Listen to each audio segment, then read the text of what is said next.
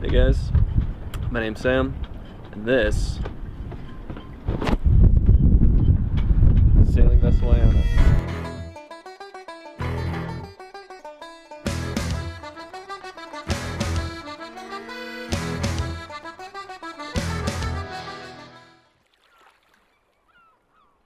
Today, I was thinking we'd do a little boat tour. Probably tell that Iona's a little older.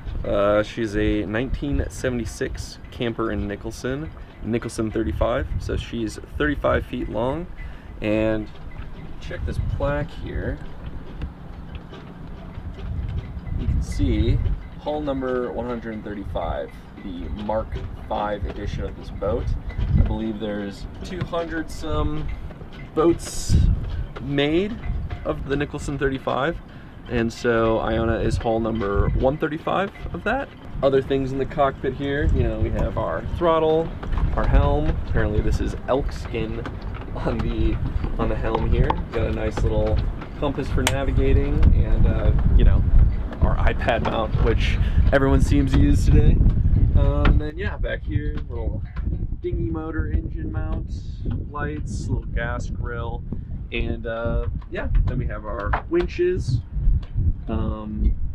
Lines for the furling and for our head sail sheets, and then of course our main sheet here with a little traveler down low to get some more sail adjustment, and yeah, our boom and sail. You guys all know the rest. It's a pretty standard sloop rig setup. So yeah, we can go down low and I'll show you what's going on inside the galley. So here's the galley. Pretty straightforward. We've got a little gas stove, propane. There's a propane tank that is out on the deck there. And then we have our refrigeration. There is a little refrigeration thing down there. These super cool paraffin lamps that came with the boat before, you know, this thing was all wired up with electricity. I mean, there was batteries on the boat, but a lot of times I would imagine that they're actually using these gimbaled paraffin lamps. So it's pretty neat. It puts out a really nice, warm, you know, flame glow, and the light is actually pretty impressive. And those things will go for hours without having to top up the paraffin. So, little storage behind here. That's where we keep the coffee and our other goodies. Always gotta have pirate's booty on board. Everyone knows that. All good sailors know. We had a little party last night on the boat. We did a fun little sail, so there's some dishes here. And then, yeah, some storage down in here. Storage down in here. Silverware. And yeah, more or less, that's the galley. Something I also wanted to mention is we have our engine bay back here. So this whole staircase is actually removable. These shelves come out, and then you have access to the back of the engine. On Iona, the engine was actually mounted in backwards. The original design used a hydraulic system to power the propeller shaft. But when they did a refit, probably back in the early 2000s, they put in a Yanmar 37 horsepower, and they had to mount it backwards in order to actually get the engine to fit in correctly. And so I have access in here. It's pretty tight quarters, so I've changed the freshwater impeller, changed the oil, you know, messed around with some of the electrical stuff down there. But yeah, this is where the engine lives. Next door to the engine bay, we also have this little quarter berth. So this currently is a bit more of a storage area. We're keeping our cushions and stuff down there. But this could be used if you were underway. This is ideally where the captain would actually sleep, because they have the easiest access to the helm that way. So you can jump right up. We have this cool little port here. If you were underway and the conditions were gnarly, you could have your navigator talking to the helmsman and have everything nice and sealed up. You can see that this thing that'll sit like that. And yeah, you could have clear communication and have the hatch closed all up like this with your slat boards in, so that if the weather did get gnarly, if the deck got pooped, you'd be able to you know, keep any water from getting into the bilge, which is just down below us, obviously. So yeah, over here we also have this little electrical panel. The first year that I had the boat, I did a pretty major electrical refit.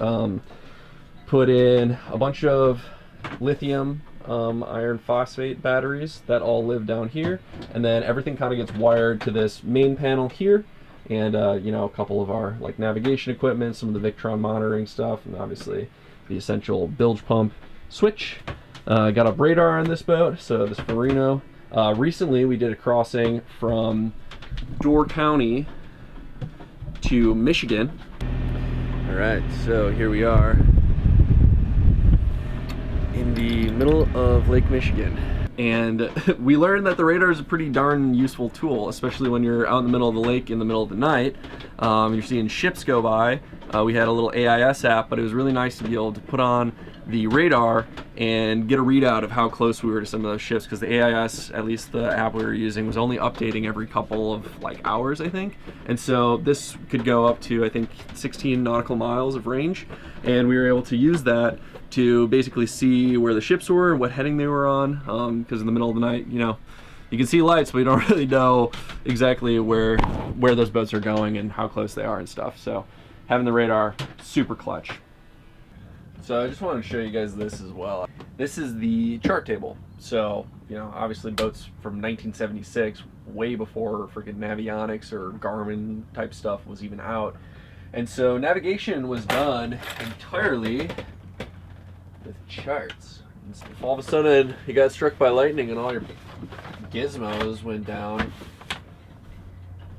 you probably want to have some charts of the area that you're in, and then grab one of those books in the freaking saloon and figure out how to do this shit. Because yeah, this is a pretty important skill to have, to know how to get to the destination that you're trying to get to just using a chart and a compass. So yeah, pretty neat. Just wanted to show you all that as well. So moving forward, we've got our little saloon here.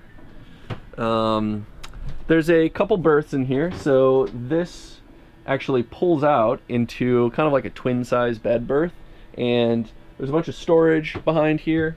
So got, you know, some essential cleaning products and such. This is actually the storage where the propane tank comes in, and I just kind of, this is like the junk drawer, really. And then this is all kind of electrical bits and bobbins and other like hardware, things for, you know, doing epoxy work. And in this drawer, just some more project stuff, honestly. So yeah, and then on this side, more of the same. Like I said, batteries are down low there underneath this little settee area. This has some extra life jackets for when we're out cruising with other people. And then down here I've got a little bit more electrical. I have it wired to actually run from the lithium batteries to a lead acid battery up front that then powers our windlass. So that's pretty much the little saloon area. I got some books, essential books, as you can see. You know, piloting, life and death of the Great Lakes, some rigging books.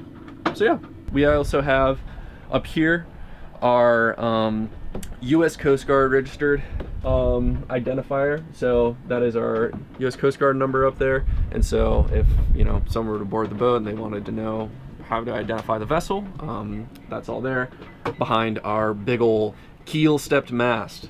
One thing that's really nice about having the keel step mast is that it adds a really strong sense of security. And so more coastal cruising boats will have the deck or the mast stepped up on the deck.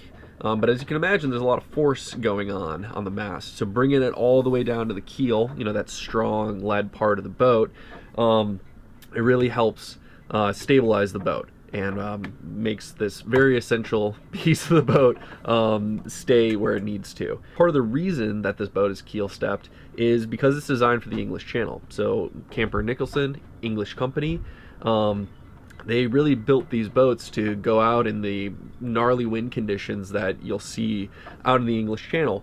All right, so moving forward into the head, you can see a little standard hand pump toilet.